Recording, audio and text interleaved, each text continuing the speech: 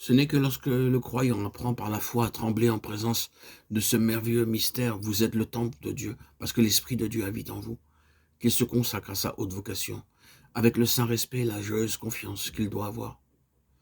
Tant qu'il ne voit que le lieu saint, tant qu'il ne regarde qu'à son cœur,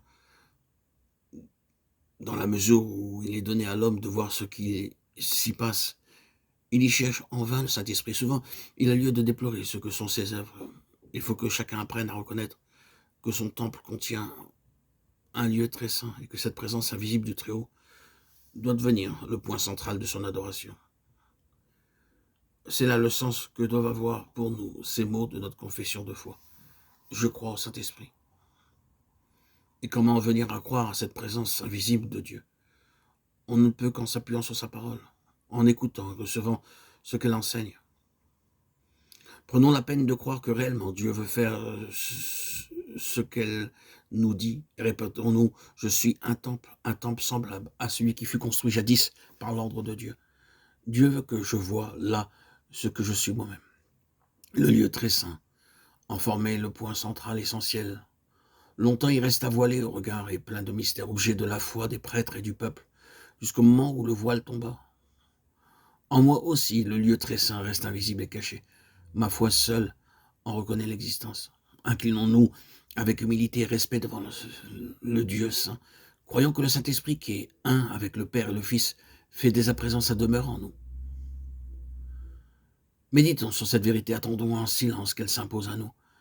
Cherchons à la saisir par la foi, nous disant « Je suis le temple de Dieu ». Là, dans le secret, il règne.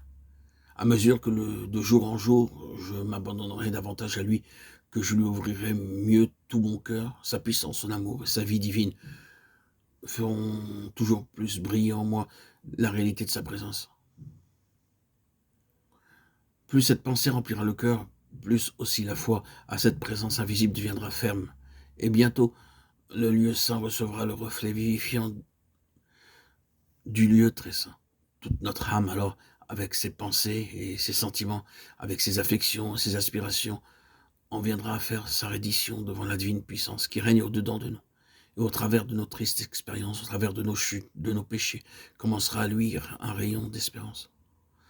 Nous pourrons dire alors, souvent j'ai combattu sérieusement le péché, mais sans jamais parvenir à en préserver le lieu saint, parce que je ne savais pas que Dieu habita le lieu très saint.